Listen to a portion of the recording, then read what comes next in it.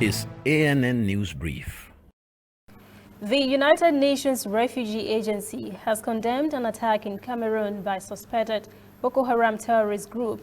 At least 7 persons have been killed and 14 others wounded during the attack in northern Cameroon on a settlement for people already displaced by conflict. Residents at the village of Goldavi, close to the Nigerian border, say 2 young women detonated bombs after the suspected Boko Haram jihadists left when the army offered some resistance.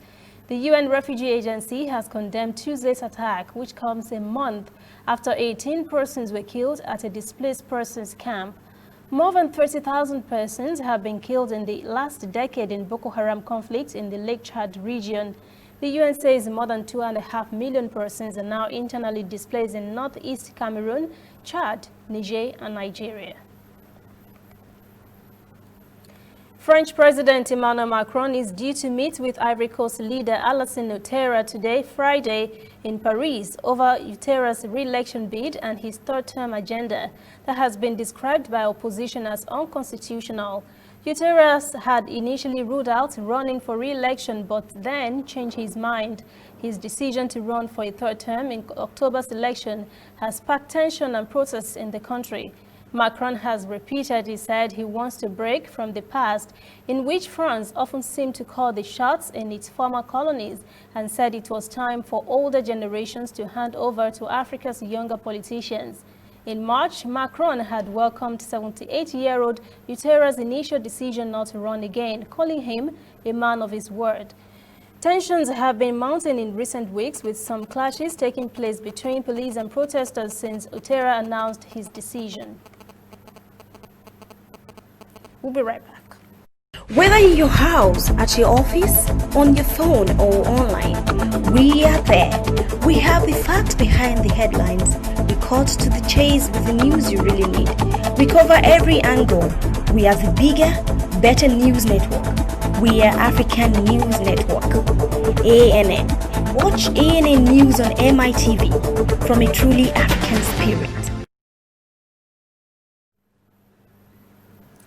Kenya's President Uhuru Kenyatta has told the global community that the country will lead Eastern Africa's counter-terrorism efforts by working with regional governments and partners. Kenyatta reiterated that Kenya will leverage on its membership in the United Nations Security Council to contribute more to global peace and security. Kenyatta said during a virtual meeting of the Akaba process on COVID-19 convened by King Abdullahi II of Jordan that through Kenya's non-permanent member seat at the United Nations Security Council, Kenya will contribute to global peace and security, with the ultimate goal being the attainment of sustainable development for the year 2021-2022. The president said COVID-19 had heightened potential for terrorist acts in the Horn of Africa, worsened the refugee crisis, and led to the proliferation of small arms and light weapons. He said frontline states in the fight against terrorism and violent extremism should be assisted by strengthening their capacities to deal with both emerging and pre-existing security challenges. Canadian Prime Minister Trudeau has called for the involvement of women in the global security conversation to ensure that diverse voices are heard. That is the ANN News Brief at 1. For details on these and other breaking stories, visit our website, annafrica.news. Conversation continues on our social media platforms, Twitter, Instagram, and Facebook at ANN Africa TV.